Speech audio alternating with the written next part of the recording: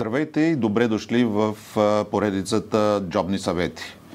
В Академията за финансова култура на медийната платформа 24 часа говорим за това как най-добре да управлявате парите си. Днес наш лектор е Джеймс Йоловски, главен секретар на Асоциацията на банките в България. Здравейте, господин Йоловски, приятно ми е да ви посрещам в нашото студио. Здравейте, благодаря и аз. Надявам се, че ние ще успеем да проведем един наистина полезен разговор на тема предстоящото въвеждане на еврото в България. Страната ни уверено върви към влизане в еврозоната, поне това се вижда от последните решения. Но готови ли са банките всъщност за въвеждане на еврото? На мене ми се иска първо да разкажа малко повече за този процес, защото сега действително сме на финалната права и от дискусиите, които се водят, остава едно убеждение, че това решение едва ли не е взето сега. Всъщност истината е, че този процес вече продължава около 28 години. Първата крачка към еврото ние направихме още през 1997 година, когато беше въведен паричен съвет и при избора между германска марка и американски долар ние се спряхме на германската марка с идеята всъщност, че ние принадлежим към Европа.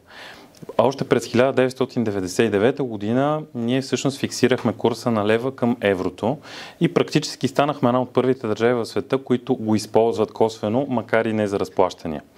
В последствие през 2005 година беше подписан договор за присъединяване на България към Европейския съюз. Ние там поехме ангажимент да въведем еврото. През 2007 година станахме и пълноправен член. След това имаше криза, имаше различни обстоятелства, които забавиха процеса, но през 2018 ние отново препотвърдихме този ангажимент с желанието ни да влезем в валутен механизъм 2. Това е едно от изискванията за влизане в еврозоната. През 2020 година станахме член заедно с Хърватия, включително и на единния надзорен механизъм. Всъщност това е отговора на въпроса. Банките ни още от 2020 година те са под двоен надзор. Под надзора както на БНБ, така и на Европейската централна банка. Това важи за 4-те най-големи банки в България. И от тази гледна точка банките са напълно готови. Освен, че са под този надзор още от 2021 година, те чисто технически се подготвят. Инвестирали са вече над 400 милиона в тази подготовка. Всички системи да бъдат напълно готови, да бъдат сигурни, така че процесът да се случи максимално плавно и безпроблемно. Казвате, че банките са готови. А възможно ли е тогава самата държава да не е готова? Защото има такива твърдения, че България не е готова да влезе в еврозоната. И всъщност какво означава, че не е готова? Имате ли обяснение на това съмнение? Аз лично нямам обяснение на това, защото имаме абсолютно обективни критерии. Това са конвергентните критерии за членство. Ние виждаме становището на Европейската централна банка, на Европейската комисия, че България устойчиво изпълнява тези критерии с тенденция това сближаване, което имаме, да продължи в такава посока.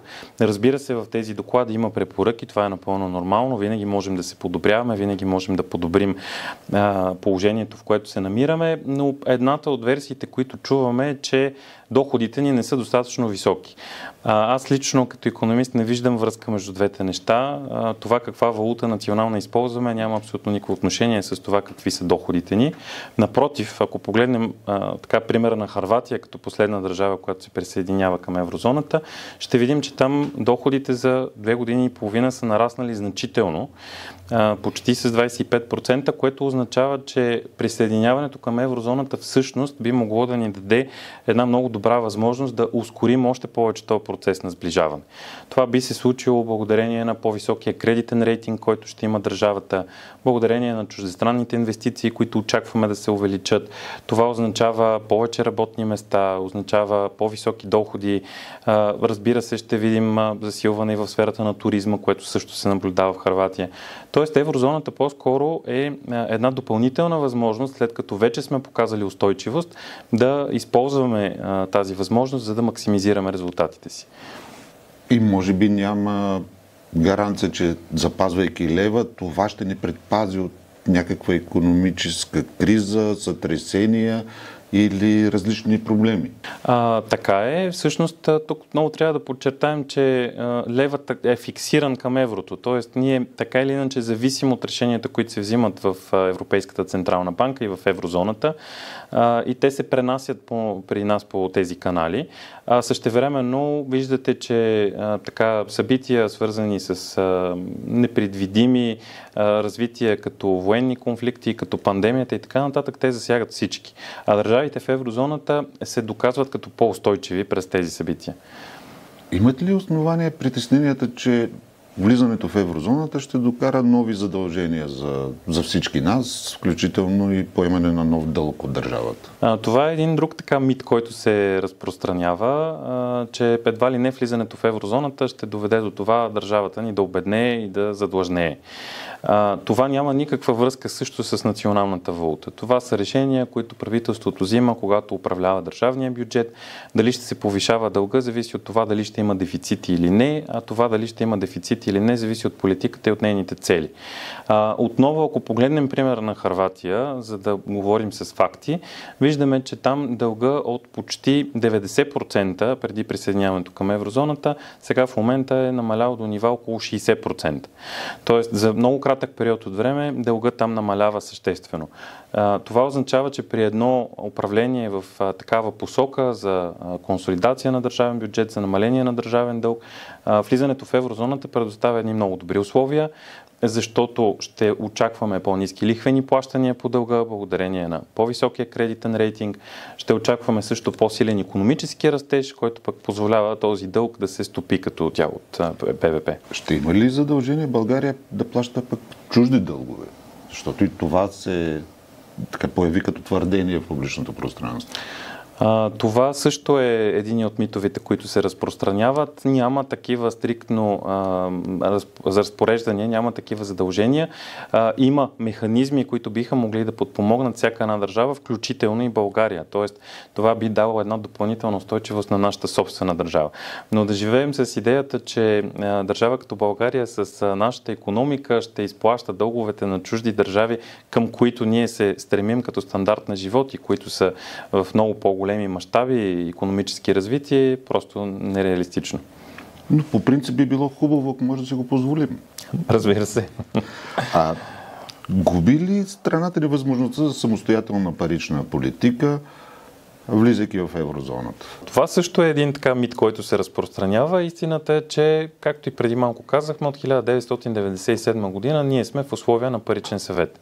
Това изключително много ограничава възможностите на нашата Централна банка да провежда самостоятелна, пълноценна, автономна парична политика. Така че ние тази самостоятелност и в момента я нямаме. Напротив, присъединяването към еврозоната ще ни позволи да участваме в процеса на вземането на тези решения.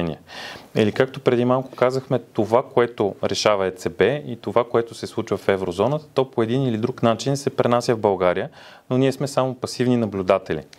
И това е така вече доста дълъг период от време. Присъединявайки се към еврозоната, ние, така да се каже образно, ще седнем на масата, ще участваме в вземането на тези решения, ще имаме право на глас и от тази гледна точка всъщност ние ще имаме една собствена политика не само на България, а на всички държави в еврозоната. Тоест, ако правилно съм ви разбрал, по-скоро ще има обратния ефект. България ще може да води далеч по-активна парична политика, участвайки в взимането на решения на европейско ниво, отколкото в момента. Точно така, България ще бъде един активен участник в провеждането на тази парична политика, а не просто един наблюдател, при който всичките ефекти се пренасят без значение той какво мисли. Те загуби ли БНБ своите резерви? Има на тази тема доста дискусии. Какво се случва? Ако не ме лъже паметта, мисля, че бяха приблизително около 40 милиарда евро, които в момента са гаранция за валутния борд. Точно така. Тук също е много важно да знаем как точно функционира една централна банка. Всяка централна банка има свой баланс с активи и с пасиви. Тези валутни резерви участват в този баланс. Съответно, Централната банка е независима.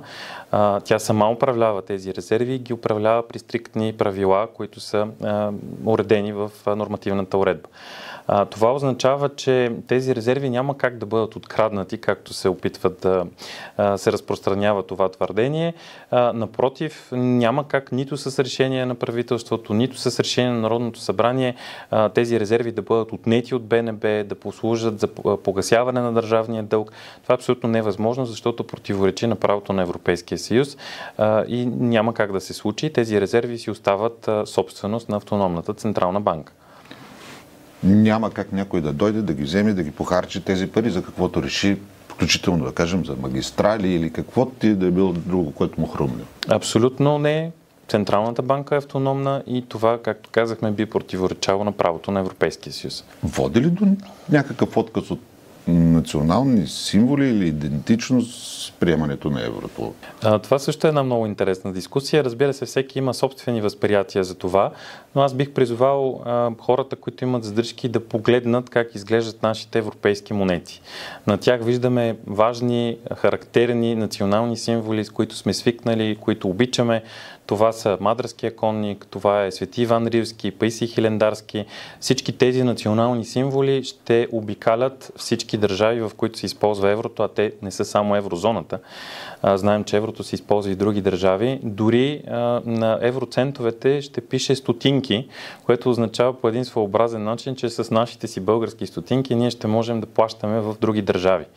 Аз лично смятам, че това е дори един начин да утвърдим тези национални символи в Европа и така, бидейки интегрирани в това семейство, да го направим европейско семейство, да го направим с нашите собствени културни и духовни ценности. А и доколкото са обръщали внимание хората, дори в момента на евровите банкноти има надпис евро и на кирилица. Всъщност, точно така. Може да се каже, че това е българска символика, защото няма друга държава май в еврозоната, която да използва кирилица в момента. Точно така е. Всъщност това е едната от официалните азбуки на Европейския съюз, защото ние сме част от него. Ние сме едно семейство, в което всеки има своите собствени духовни, културни ценности, той ги запазва в това семейство и те го обогатяват, а напротив, не да се налагат отвън някакви чужди ценности. Възможно ли е при влизането в еврозоната да има промяна на курса на лева спрямо еврото? Знаем, че валутният механизъм дава възможност за отклонение в рамките на някакви проценти нагоре или надолу, но в България това дали е възможно да се случи? Нямаме абсолютно никакви основания да считаме, че има такава вероятност. Знаете, че фиксирането на курса се случва на последната стъпка, която очакваме на 8 юли. Но така или иначе България, вече бидейки в валутен борд паричен съвет от 1999 година, вързана към еврото, този курс не е бил променен. Няма никакви съмнения, че той е напълно съответства на реалността. Това е курса, при който влязохме и в валутен механизъм 2 през 2020 година. Отделно от това ние имаме решение и на Народното събрание и всъщност България участва в решението за фиксирането на този курс на 8 юли. Няма как някой отвън да ни наложи различен курс. Така че нямаме никакви основания да считаме, че курсът ще бъде различен. Виждате даже, че така доста търговци, които избързаха с двойното обозначаване на цените, прилагат именно този фиксиран курс с всичките му знаци след запетаята, т.е. 1.95583. Има ли възможност правителството или Народното събрание да вземе решение да промени този курс или няма как да се случи? Не, няма как. Това е решение, което се взима на европейско ниво с участието на България и разбира се, то следва всички тези събития, които вече споменахме. Наистина не можем да очакваме и да имаме съмнение, че курсът ще бъде различен. Виждаме сега в социалните медии особено се появяват различни снимки на курсове при обмяна на валута и така нататък. Това е нещо съвсем различно. В момента една голяма част от хората започнаха да превалутират своите пестявания и разбира се, това предизвиква едно търсене на евро. Но еврото все още не е национална валута. Това означава, че когато използвате посредник, разбира се, той трябва да го осигури, разбира се, той ще трябва да издържа своя бизнес, така че е нормално курсовете в тази посока да тръгнат нагоре. Говорим единствено за обменните курсове. Но ако хората изчакат, няма логика сега да обменят своите левове в евро, може да им потребват отново левове, може също така да изчакат просто да дойде определения момент, в който всичко това ще се случи по официалния курс, без никакви допълнителни такси, комисионни и така нататък. И също много добра препоръка би била да внесат наличните си пари, банкноти и монети по сметка предварително, защото при въвеждането на еврото те ще бъдат автоматично превалутирани, без такси, без комисионни, по фиксирания курс. На този етап няма смисъл да се бърза с превалутиране на наличните пари. Много дискусии има относно лихвите. В момента те са едни от най-ниските нива в България, дори вероятно са най-ниските в Европейския съюз. Ще има ли промяна, изхождайки от това, че всъщност ще трябва да спазваме лихвения процент, който се определя от Европейската централна банка? Или всъщност няма такова задължение? Сега, тук този въпрос е сложен, защото е много аспектен и трябва да го разгледаме на няколко етапа. На първо място, хората, които вече имат договорени кредити, не трябва по абсолютно никакъв начин да се безпокоят, защото имаме закон за въвеждане на еврото в Република България и в него техните права са защитени, като фиксираните лихвени проценти, разбира се, ще се запазят без никаква промяна. При променливите лихвени проценти там е възможно да настъпи промяна при изчислението, при самата методика, защото има променлив компонент, който е възможно, да кажем, да бъде преустановено неговото изчисляване. Но крайният резултат ще бъде абсолютно равен на този, който е бил преди въвеждането на еврото. Тоест няма да има увеличение на крайния лихвен процент, няма да има увеличение на вноските по кредити. Единственото, което ще се случи, е, че те ще бъдат превалутирани по този в официален курс.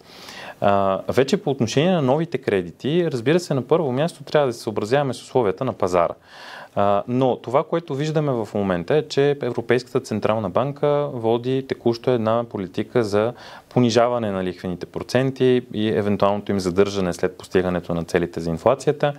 Виждаме също така какви са прогнозите на Българската народна банка и те също не очакват някакви съществени отклонения в лихвените проценти. Тук е важно да подчертаем също, че нашата банкова система е изключително добре капитализирана, изключително ликвидна, така че тя няма никакви затруднения и не бихме могли да очакваме съществени отклонения в лихвените проценти. А пък евентуални промени те биха могли да станат и в момента заради променливата част от лихвата, която е подписана по договорите, независимо дали сме в еврозоната или не. Така е. Трябва, разбира се, да имаме предвид, че освен еврото се случват и други събития, както видяхме особено и в последните седмици. Тези събития биха могли да повлияят на цените. Това обаче не е свързано по никакъв начин с еврото. Казвам на цените, имайки предвид както цените на търговците на дребно, така и, разбира се, цените на финансиранията. Така че трябва да изолираме ефектите, които са свързани с еврото, от чисто икономически обосновани събития. Разбира се, тук разчитаме, че държавата със своите органи ще работи активно. Виждаме, че и в момента, че те полагат усилия, така че няма да има спекула, няма да има необосновано повишаване на цените. Да, заговаряйки за цените, да ви попитам, вие очаквате ли повишение на цените на стоките, които се предлагат в магазините? Има опасения, доколко тези опасения са основателни, че еврото автоматично води до поскъпване. Тук също виждаме доста интерпретации, особено в социалните медии. Има много такива коментари по темата. Много хора се притесняват, че ако заплатата им, да кажем, 1000 лева, ще стане 500 евро, а пък хляба от 2 лева ще стане 2 евро. Нали, това е всъщност едно много погрешно разбиране, което няма нищо общо с икономическата логика, включително и с това как са уредени тези въпроси в нормативната уредба. Това, което ще се случи, е, че всички доходи и всички цени ще бъдат превалутирани по официалния курс, което означава, че една заплата от 1000 лева ще стане малко над 500 евро, 511 евро и няколко евроцента. И аз така даже видях наскоро коментари, една дама в социалните мрежи беше публикувала така притеснена: аз как ще успявам да живея с 500 евро до година. По същия начин, както и сега, защото всички цени също ще бъдат превалутирани, т.е. те образно казано, ако закрилим, ще бъдат намалени на 2. И ако сега можеш с 1000 лева да си купиш 500 хляба по 2 лева, то след като се присъединим към еврозоната, с 511 евро ще можеш да си купиш 500 хляба по 1 евро и 2 евроцента. Тоест всичко ще се превалутира, няма да има разлика в промяна да има в самия стандарт. И тук, за да си говорим с факти пак, ако погледнем чисто статистически, държавите приели еврото, има еднократен ефект от присъединяването към еврозоната, който е в порядъка на 0,1-0,2% пункта. Това е изключително минимално и пренебрежимо и като цяло не се усеща. Няма държава, която да е обедняла след приемане на еврото. Или има такива примери? Сега има много фактори по отношение на това как се управлява една държава, защото има значение какви са и бюджетните решения. Тук също трябва да разграничаваме, че решенията на правителството, те също нямат отношение към националната валута.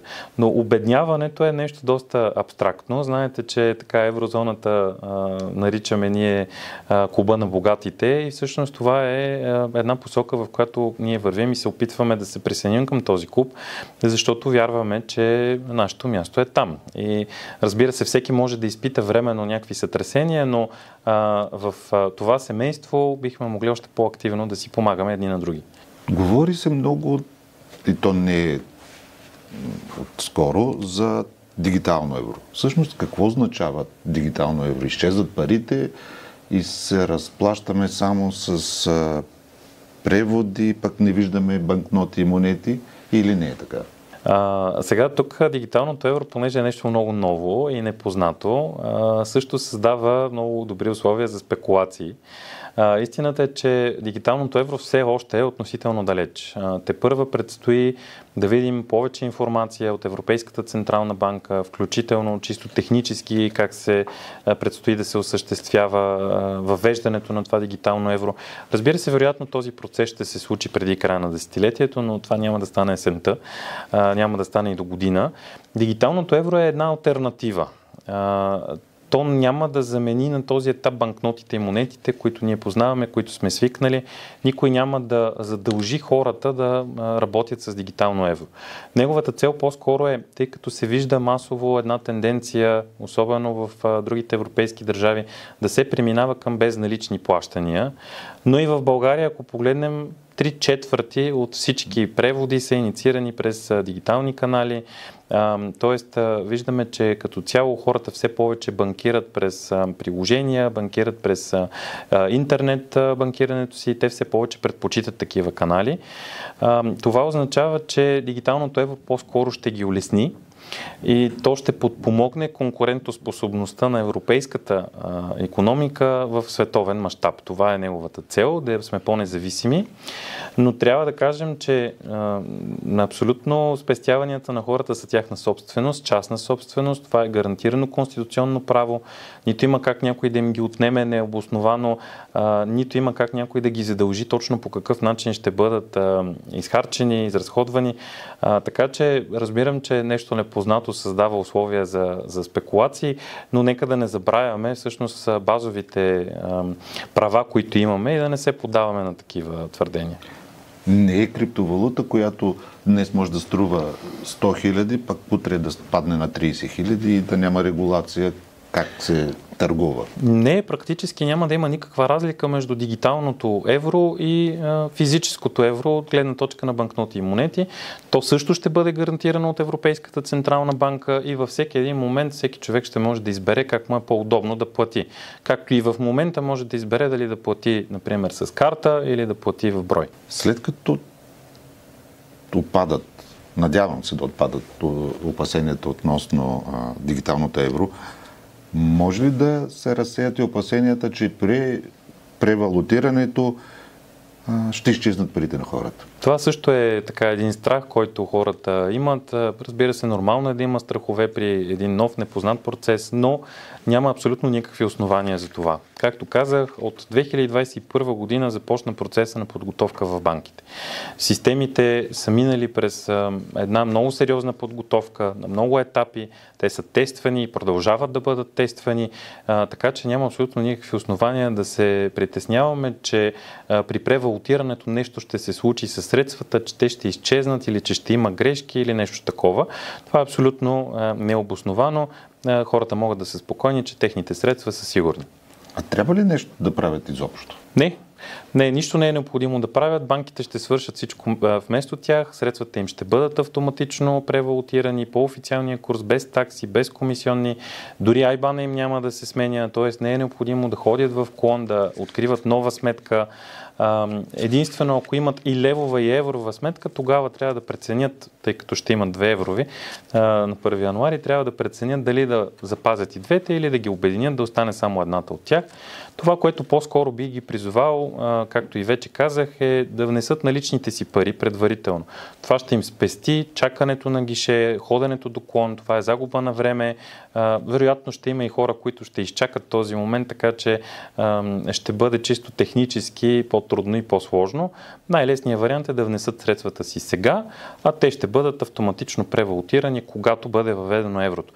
Това им позволява и така да адресираме друг проблем, който вече споменахме, че започна едно превалутиране. Ако средствата им трябват в лева, те ще могат да си ги използват в лева до 31 декември, че даже и до 31 януари. Знаем, че имаме период на двойно обращение. И никой няма да забрани да се плаща в левове до поне официалното въвеждане на еврото и един месец след това. Точно така. И също не трябва да забравяме, че банките ще обменят физическите банкноти и монети минимум 6 месеца без такса.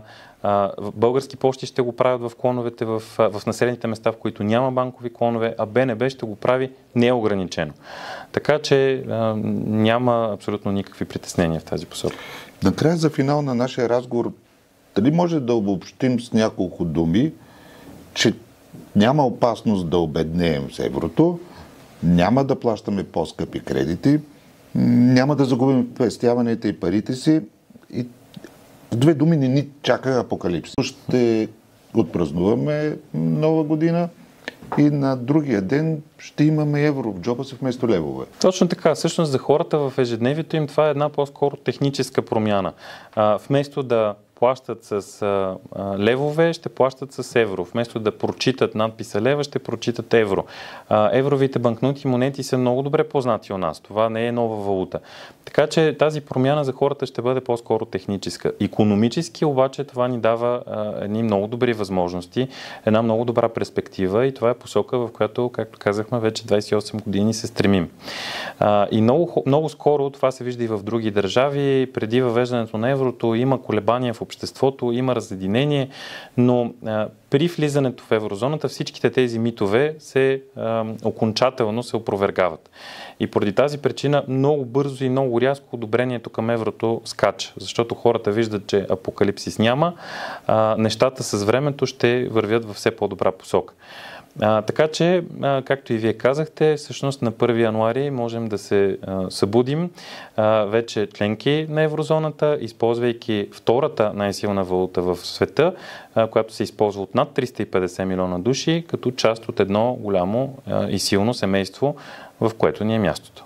Благодаря ви за този разговор. Надявам се да сме успели да разсеем голяма част от притесненията на хората, за да разберат, че наистина нищо страшно не се задава и нищо притеснително няма да се случи с идването на 2026 година и въвеждане на еврото. Благодаря.